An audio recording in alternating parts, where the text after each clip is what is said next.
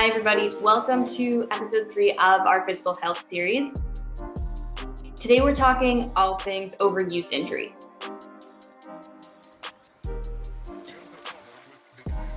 All right, so compared to last day that we talked about acute injury, where that means that, we have fallen and hurting ourselves, or we got hit by something and hurt ourselves. Overuse injury occurs not like in a sudden instant, but rather it occurs slowly over time, usually due to like a repetitive motion that we're training or due to overtraining. So specifically, we're going to be talking about tendinopathies. We're going to talk about bursitis, pubalgia, and ganglion cysts as well. And then at the end of the episode, we're going to talk a little bit about training with hypermobility.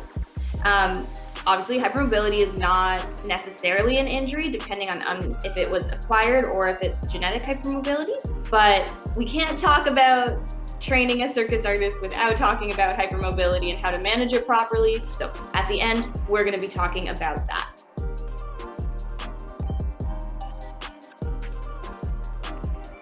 So let's get started here with tendinopathies.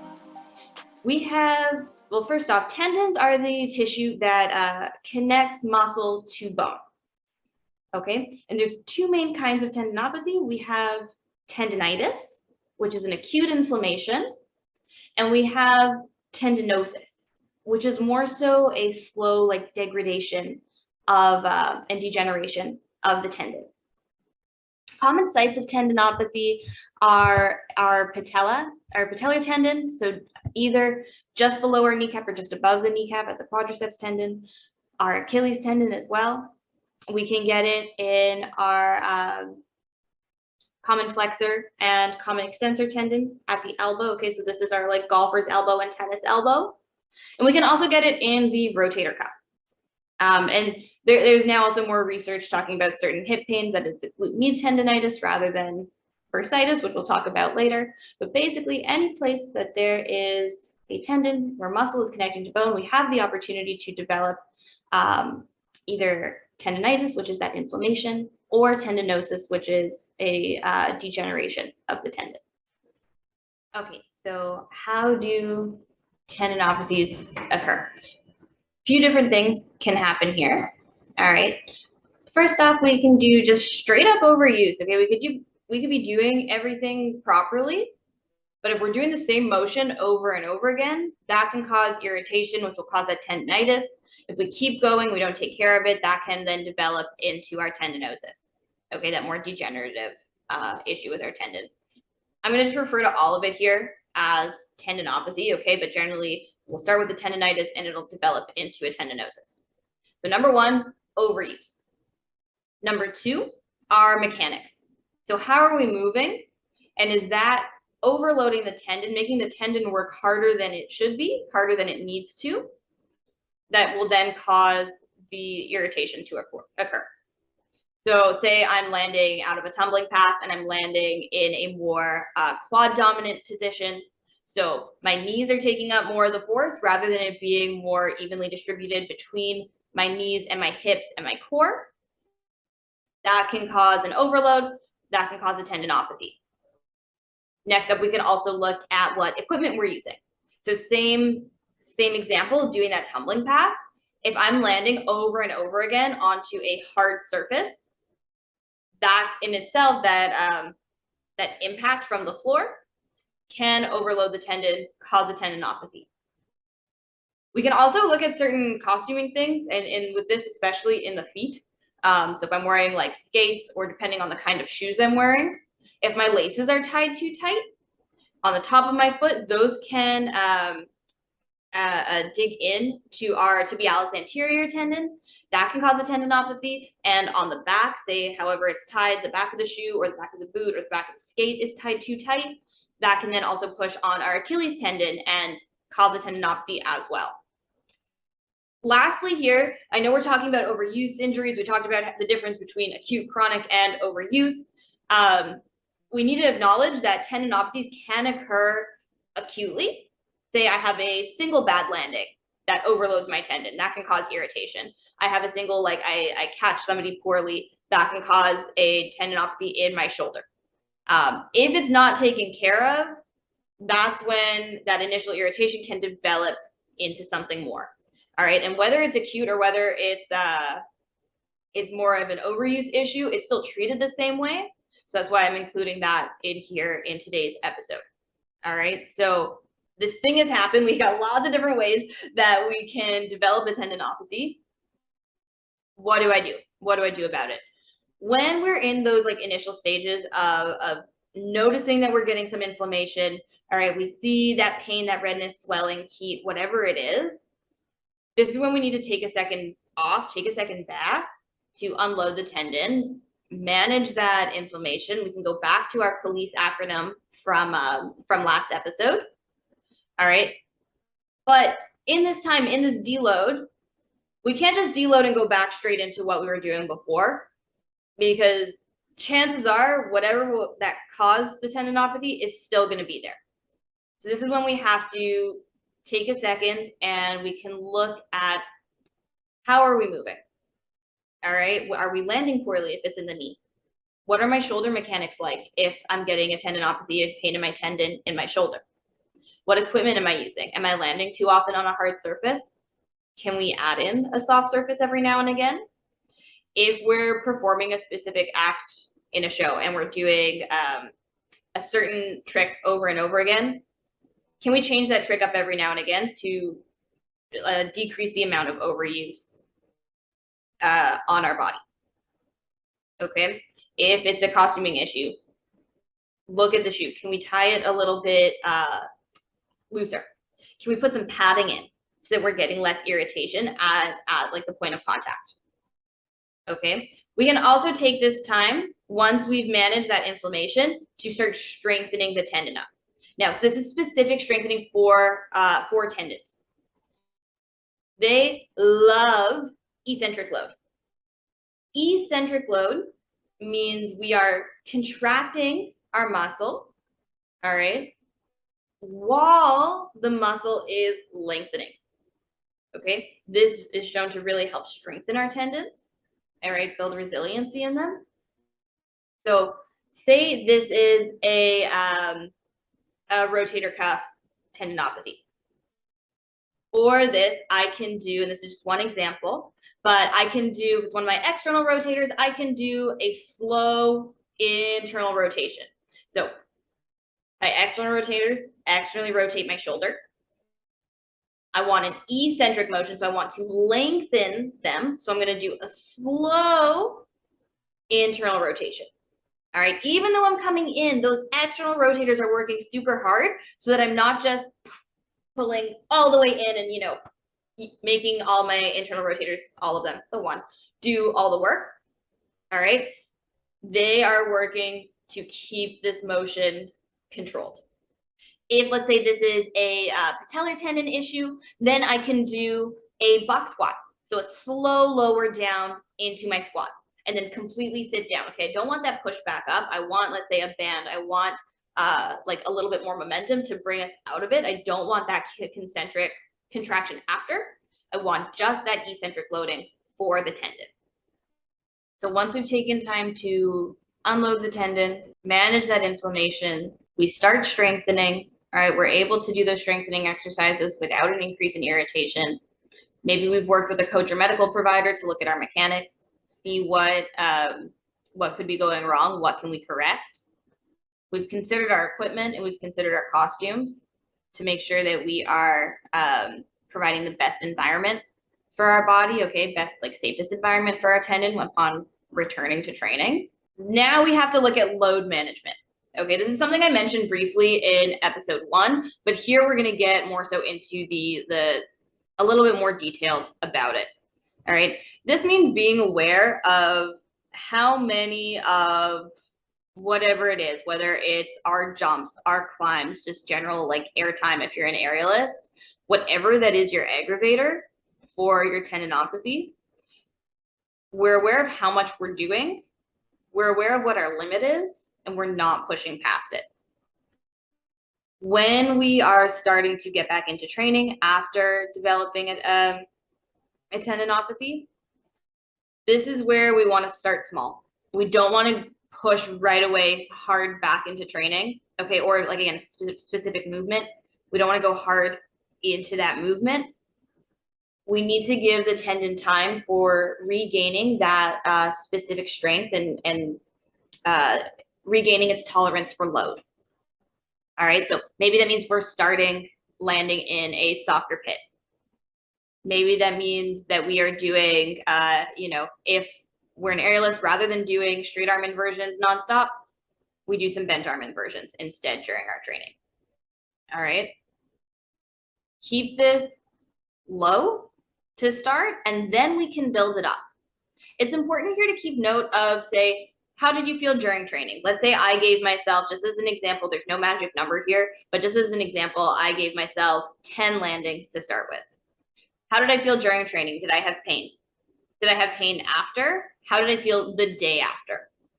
All right, if we feel good with all of those things, all right, nothing too irritating, a little bit of soreness is always okay, it's gonna happen, but nothing too bad, okay, let's stay there. Can I increase it to 12? If that feels good, can I increase it to 15? If I've been landing on a soft surface, once I build up that load, can I take away the soft surface?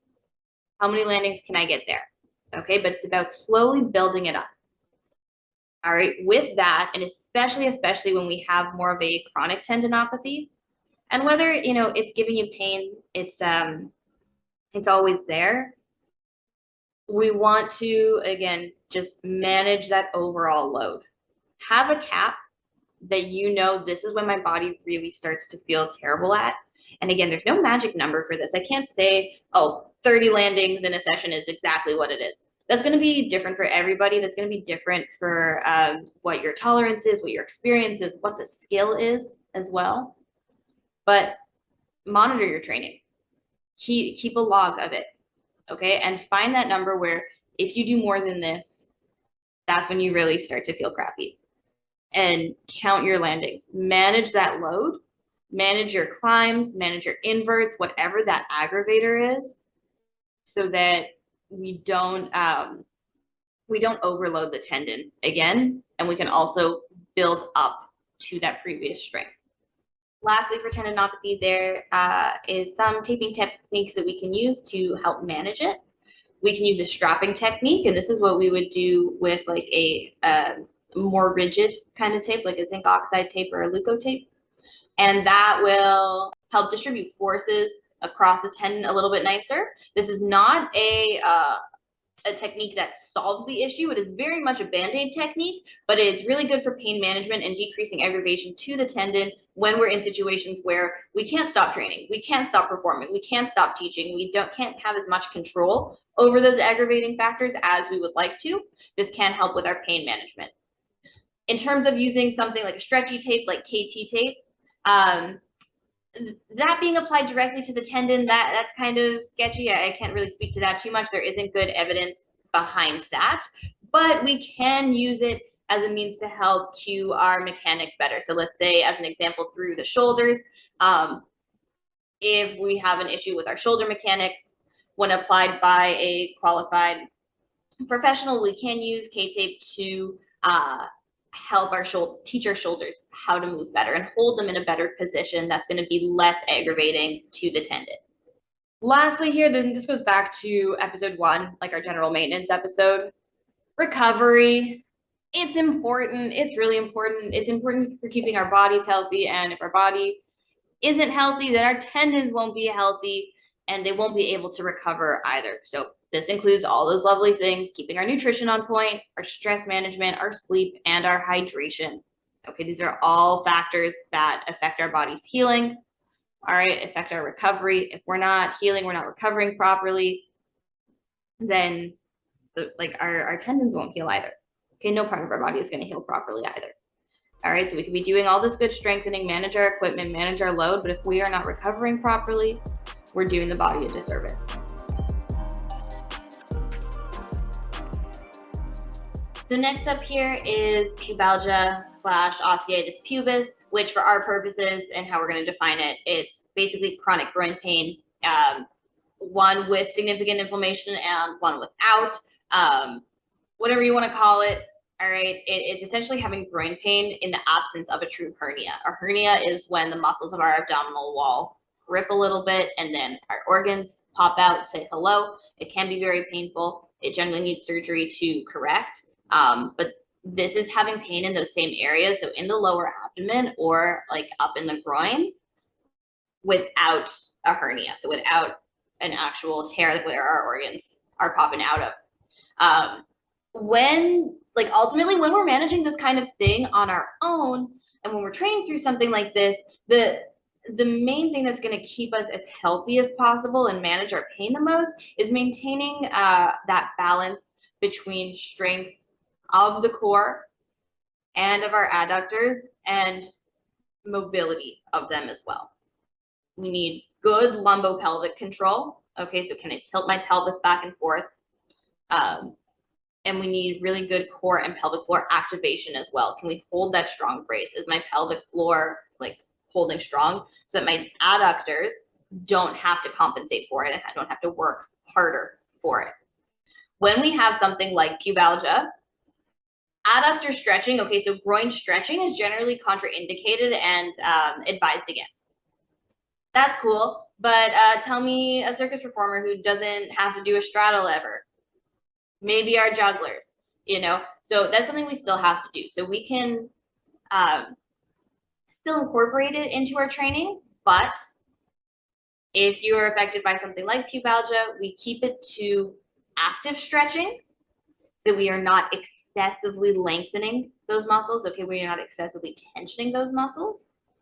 And then we're also making sure that we are staying really strong throughout our end range, okay? Not just our end range, we're staying strong through our full range of motion.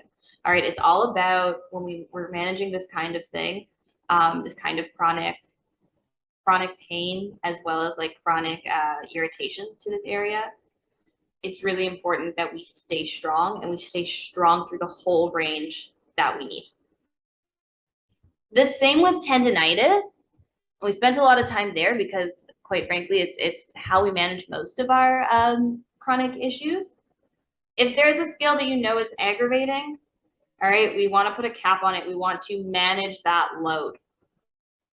If there isn't, say, a specific skill, like we already spoke about, straddles, but then also a lot of single leg movements can be very aggravating to pubalgia. So managing our load of either that aggravating movement or overall straddles and single leg motion. Okay, and again, check down below, check the notes for our videos on proper core bracing and pelvic floor activation, and then some adductor strengthening to start adding it.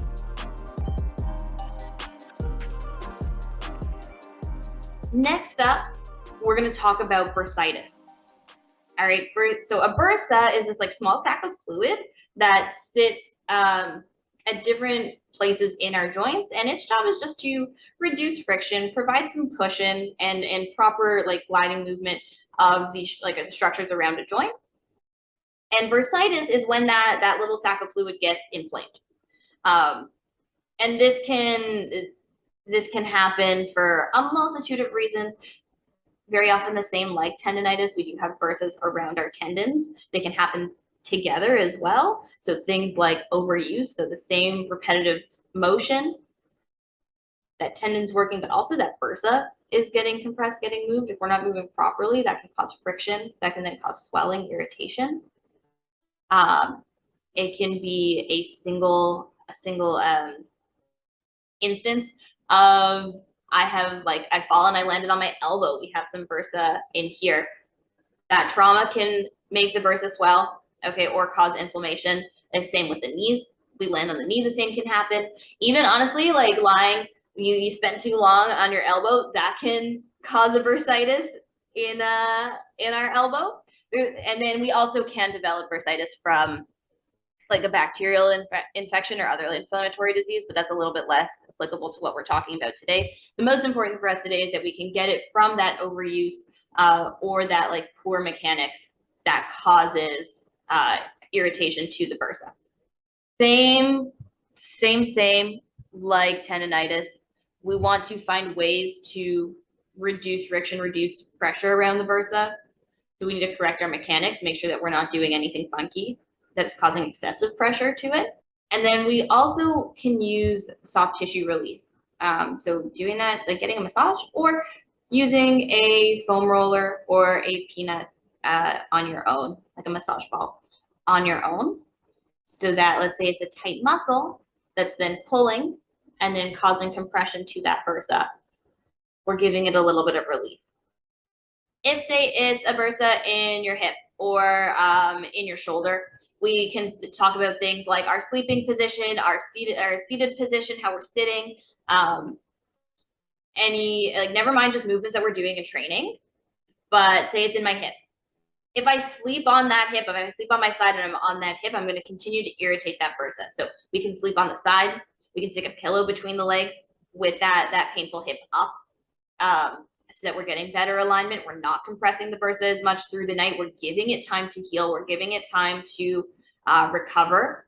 Same if it's in my shoulder. I don't want to sleep on that shoulder. I want to sleep on the other side or on my back or on my tummy, so that, again, we are not even outside of training, we're considering what we're doing to not aggravate, cause more aggravation to the person. Load management comes into this as well. If we know that there is an aggravating factor, modifying or putting a cap on what we're doing, okay? Because if it's getting irritated, doing the same thing over and over again isn't gonna make it better. We have to do these things sometimes, and that's okay. We got to put a cap on it. All right, work with your coaches, work with your directors, work with your employers to find a way to make that work. Again, change a movement in your act. If you are a coach showing something, get your students to demonstrate if possible, when possible. Okay, I know it's not always possible, but when possible, so that we are decreasing the amount of load to let that bursa heal. Next up, before we start talking about hypermobility, we're going to talk about ganglion cysts. So I know that these don't necessarily count as an injury, they just kind of happen. But we did have a few questions about them, so we're going to include them in here because often they can recur and they can impede our training. When they're there, there's ultimately not a ton we can do about them. Like, my biggest thing I want to make clear here is please don't try and pop them yourself. If you have them, the risk is much greater than the potential reward when we want to actually maintain the function of our hands, wrists, and fingers. So a ganglion cyst will sit inside of the wrist. It can impair our wrist extension. Okay, so bringing those fingers up, which is especially an issue, say, if we're hand balancing. It may be painful. It may just impede our motion. It might not impede us at all if there is one. Some options for how to manage this is bracing. So we can use a rigid brace around the wrist if it works with our apparatus to give it support. So something like a tiger paw, or even just using like some zinc tape around the wrist to keep us in a position of more comfort while we're training is an option if that is viable for your apparatus. We want to make sure that even if we have this, we are strengthening through the whole wrist and hand, especially giving attention to the opposite of our usual. So if we are an aerialist and we're often training grip, that we give attention and we also train our extensors. If we are a hand balancer and we're often in extension, we are going the opposite way and training also our flexion. When we're talking about wrist health, we have to talk about the shoulders as well.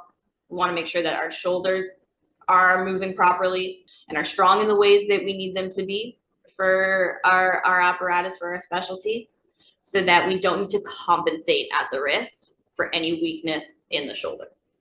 If your ganglion cyst is something that is really limiting you, then you need to seek care from a medical professional who can then drain it.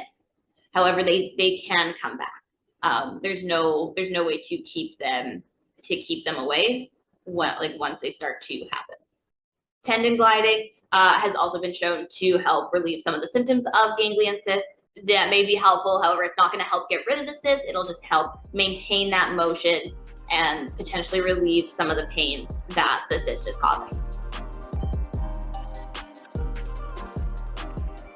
So lastly, when we are training with hypermobility, there are a few things we need to consider there. So hypermobility, whether it's just I have one joint that's hypermobile or I am on the other end of that spectrum and I have hypermobile EDS, specifically when we're talking about our joints, it means that we are able to, our joints are more lax and we're able to go into a further range of motion than the average person.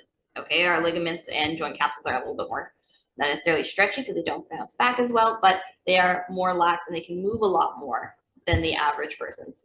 What this means then is that our joints themselves are inherently less stable. That means that our muscles have to work harder to be able to hold them in a proper alignment. If we are somebody who is hypermobile, it is really important that we don't sink in to that hypermobility, mostly for the sake of protecting our joints. So we don't want to push further into that already loose ligament, into that already loose tissue.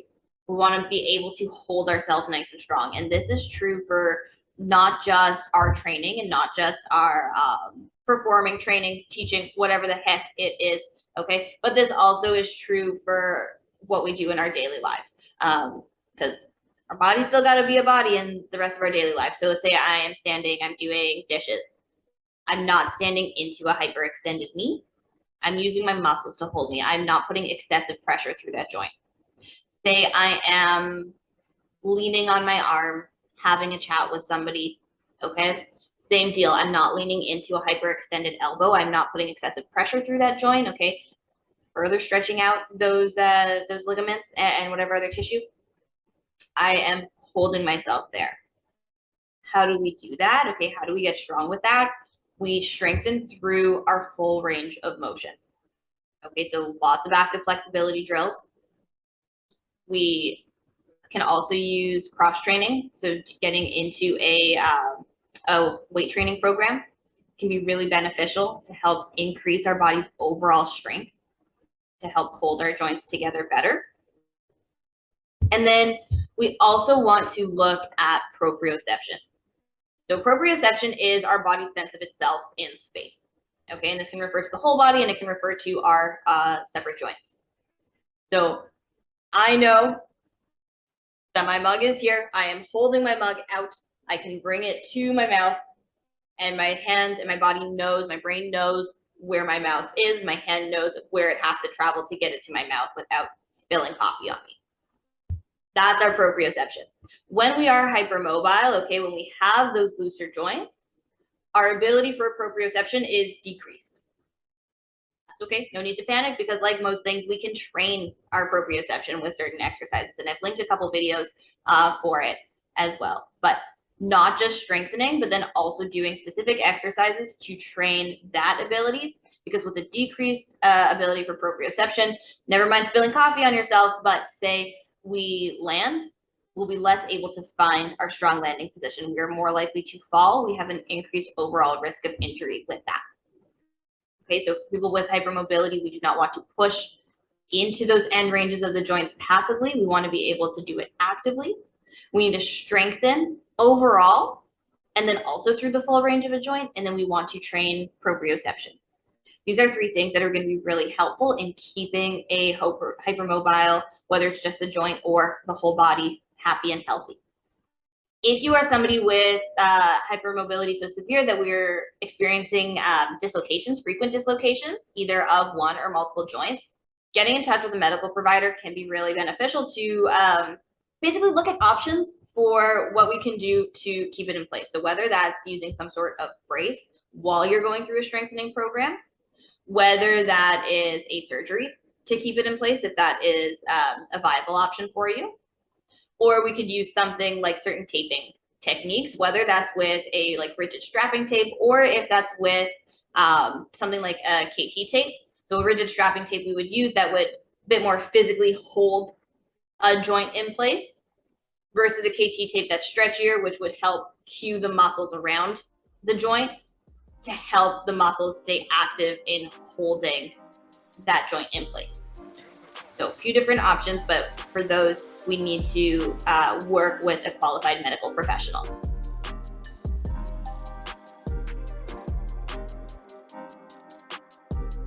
Okay, thanks so much for joining me today.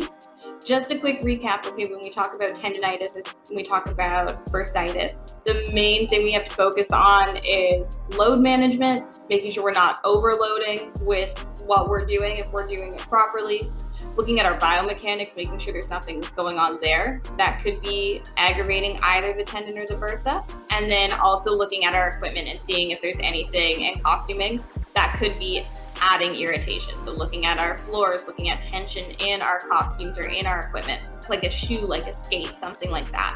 When it comes to pubalgia, our mechanics are also really important, and that load management is also important, but looking more towards core and core bracing, adductor strength, and maintaining strength through our end range of our adductors, being careful in our straddles, being careful in our single leg movements.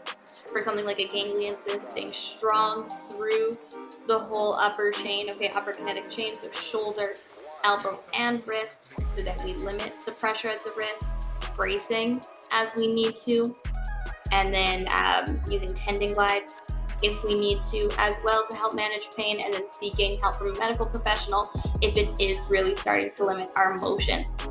With hypermobility, we're staying strong through our whole body, strengthening through our end range, and then also working on strengthening proprioception to help keep our body as healthy as possible. If you have any questions about the topics we covered today, feel free to comment or message me on Instagram at BendDon'tBreakAT.